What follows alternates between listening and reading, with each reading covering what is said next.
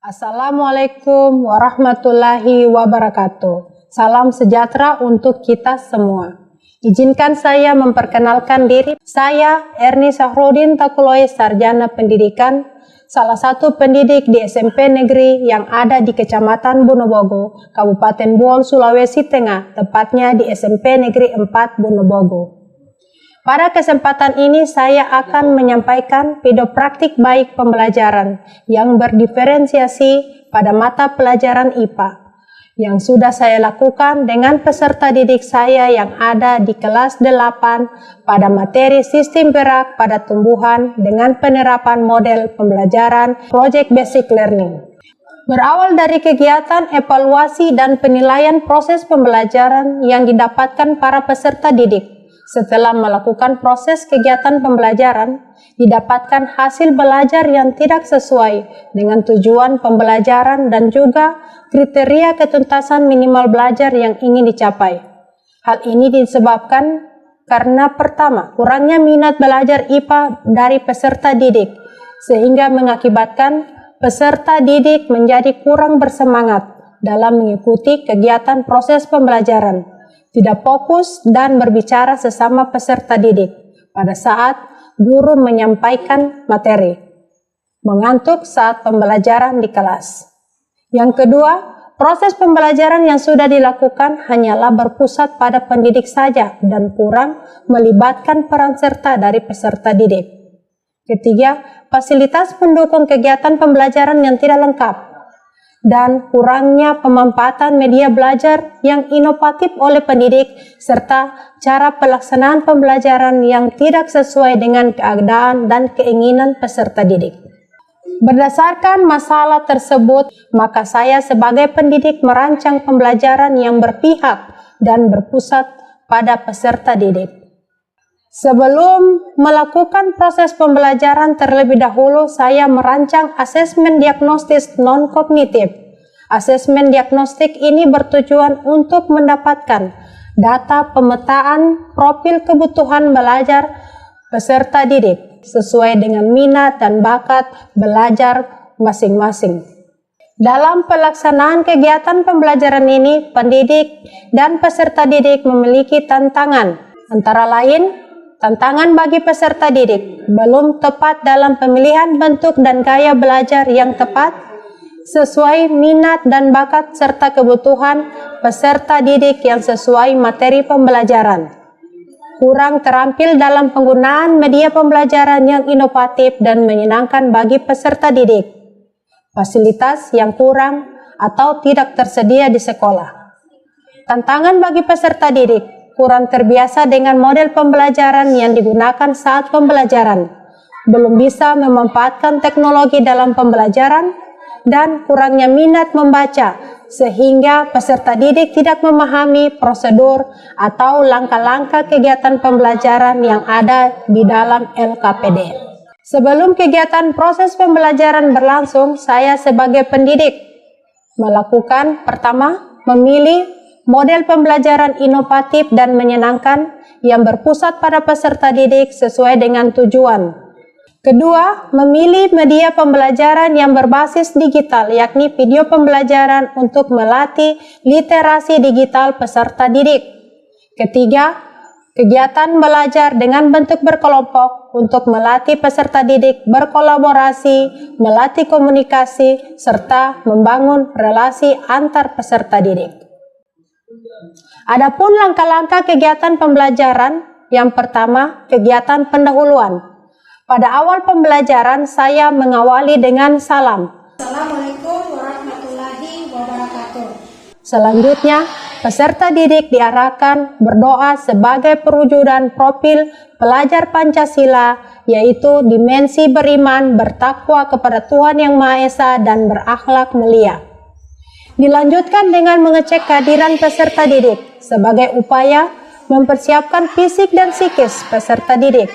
Kegiatan ini bertujuan untuk menciptakan suasana belajar yang demokratis, membangkitkan motivasi belajar, dan juga memfokuskan perhatian yang memungkinkan peserta didik dapat mengikuti proses pembelajaran dengan baik.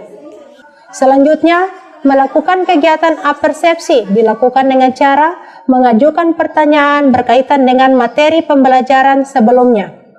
Ada yang bisa memberi contoh tumbuhan yang bisa bergerak? Ya, Alda. Coba Alda. Putri Malu. Menyampaikan tujuan pembelajaran dan juga langkah-langkah pembelajaran yang akan berlangsung. Cara penyampaiannya dengan menampilkan pada media pembelajaran interaktif yang telah dibuat dan disiapkan oleh pendidik. Langkah kedua pembelajaran yakni kegiatan inti. Kegiatan inti merupakan kegiatan pembelajaran terpadu bersifat situasional yang disesuaikan dengan situasi dan kondisi setiap tempat dan harus mengutamakan dan berorientasi pada aktivitas peserta didik. Pada kegiatan ini berdasarkan hasil asesmen diagnosis peserta didik, saya membagi kelompok menjadi 3 kelompok. Kelompok belajar pertama, kelompok belajar visual yang menggunakan bantuan media video pembelajaran dengan memanfaatkan Chromebook yang ada di sekolah. Peserta didik belajar mengamati materi pembelajaran melalui video pembelajaran yang diambil melalui portal Rumah Belajar. Pada kelompok belajar visual ini, peserta didik menonton video pembelajaran yang disajikan dan berdiskusi bersama kelompoknya dengan beragam pertanyaan yang didapatkan guna menjawab pertanyaan yang telah disediakan pada LKPD. Kelompok kedua atau kelompok belajar audio dengan penjelasan langsung dari pendidik. Kelompok belajar audio mendapatkan penyampaian materi dengan interaksi secara langsung antara pendidik dan peserta didik, di mana pada proses pembelajaran ini peserta didik bisa menyampaikan langsung pertanyaan pada pendidik dengan hal-hal yang ingin diketahui. Berikutnya kelompok terakhir, kelompok belajar kinestetik yang akan diarahkan melakukan pengamatan secara langsung gerak pada tumbuhan yang menggunakan media tumbuhan Putri Malu yang ada di lingkungan langsung dan juga sudah disediakan sesuai dengan langkah-langkah pada LKPD yang disiapkan oleh pendidik. Pada sesi presentasi, peserta didik memaparkan hasil dari kegiatan dan diskusi yang dilakukan bersama kelompok, dan kelompok yang lainnya memberikan tanggapan, saran dan juga pertanyaan yang sesuai dengan apa yang ditampilkan oleh kelompok penyaji. Hasil dari presentasi kami dari kelompok kami, jika ada yang ingin ditanyakan silakan bertanya. Mengapa waktunya berbeda? Langkah yang ketiga yaitu pada kegiatan penutup. Pada sesi akhir pembelajaran pada kegiatan penutup, saya mengajak peserta didik melalui perwakilan untuk menyimpulkan hasil kegiatan belajar dan juga refleksi guna mendapatkan gambaran terbaik dalam melakukan evaluasi pada kegiatan belajar selanjutnya. Dari hasil pengamatan kami, gerak yang kami dapatkan terbagi menjadi 2. Yang pertama adalah seismonastik. Kesimpulannya adalah tumbuhan dapat bergerak karena adanya pengaruh rangsang. Saya senang belajar metode praktek langsung karena bisa mendapatkan langsung hasilnya. Kami sangat senang dalam belajar didampingi langsung oleh ibu karena bila ada yang kami tidak ketahui bisa ditanyakan langsung oleh ibu. Perasaan saya sangat senang belajar menggunakan media video karena bisa melihat langsung pergerakan tumbuhan, animasi, dan gambar. Kegiatan pembelajaran berdiferensiasi mata pelajaran IPA ini dilaksanakan dengan harapan bisa menumbuhkan minat peserta didik untuk belajar lebih baik lagi. Saya berusaha untuk memberikan pengalaman belajar yang bisa atau benar-benar sesuai dengan keinginan dan berpusat pada peserta didik itu sendiri. Kegiatan penutup pembelajaran selanjutnya memberikan pesan moral dan mengakhiri kegiatan dengan berdoa dan salam.